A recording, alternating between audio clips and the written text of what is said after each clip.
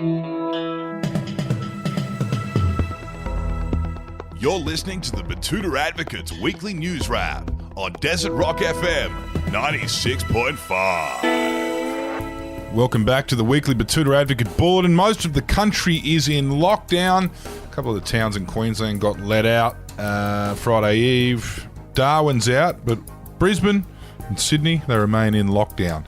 There's a lot going on. We're pretty lucky out here in the Diamantina. You're joined by myself, Clancy Overell, editor of the Betoota Advocate, and of course, Errol Parker, editor-at-large, and Wendell Hussey, the Diamantina's K. McGrath. How are you, gentlemen? I'm all right, mate. Look, but I think in terms of, our luck, I think that the luck of the people in our nearest capital, Adelaide, I think they've had a pretty unlucky run. I mean, they've just had one family that's tested positive to this so-called, bad cough going round, and they're all in the same place. They're all in that bloody, that bloody hotel that they've got for people who have this, worse than average cold. And, look, it's plunged the entire state into lockdown where, it just boggles the mind that they do this and then they try and ram these, toxins in people's arms. How are you going, Wendell? Mate, I'm really good. Clancy. As you said, it's all around us. It seems to be closing in, but so far, so good out in the Channel Country. How are you travelling?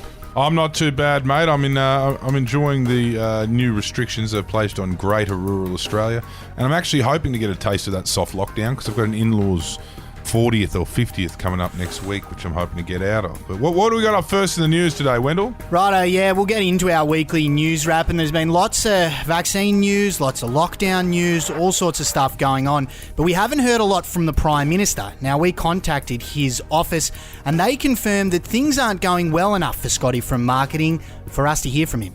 Yes, relying on the excuse of quarantine from his little overseas soiree, it was radio silence for the PM for the majority of this week, with large chunks of the population locking down. The man who was more than capable of giving a couple press conferences in the same week about the status of Australia Day, he went missing again.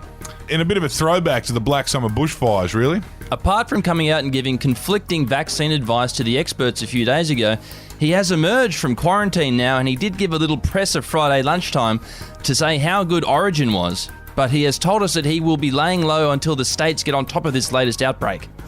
Yeah, someone who wasn't quiet this week, though, was our state's Premier. She came out and said, fuck you and fuck your bullshit National Cabinet. Give us some more fucking jabs.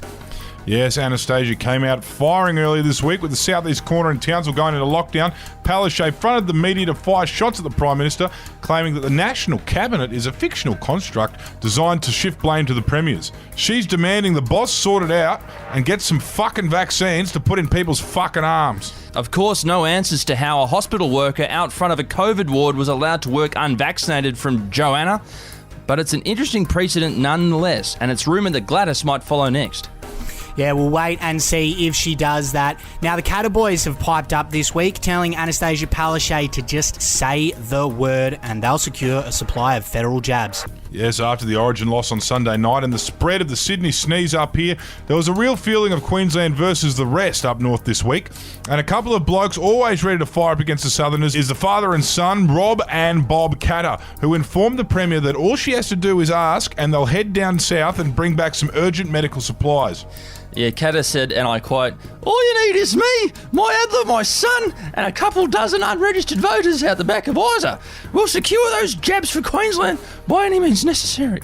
1,000 million of them."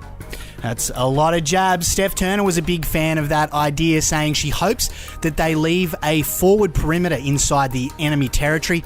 Good cattle country just over the border. New South Wales can keep Byron Bay, though. Hear, hear.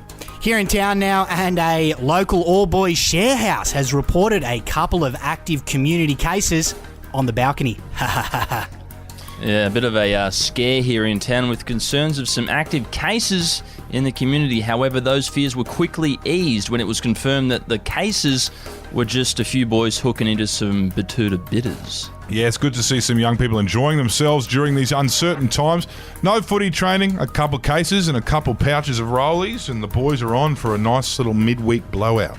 Good on them. Some more news from here in Betoota, and there's been some red flags for a local woman as a grown man has asked for her Snapchat instead of her phone number. It was a very relieved local woman by the name of Abby Clark this week. She was lucky enough to receive a warning shot before agreeing to a date with a potential fuckboy. She said she'd playfully engaged in some verbal sparring with a witty and good-looking young man, but upon preparing to exchange numbers, he actually asked for her Snapchat instead, forewarning her of his ill intentions. Sounds like a real grub, that bloke. Keep away, Abby. Yeah, alarm bells going off there. Anyway, that's all I've got in front of me for this week, so that's your news wrap. Thanks as always for your company, and we'll talk to you again on Monday. Hooroo. Reject vaccines. No, don't.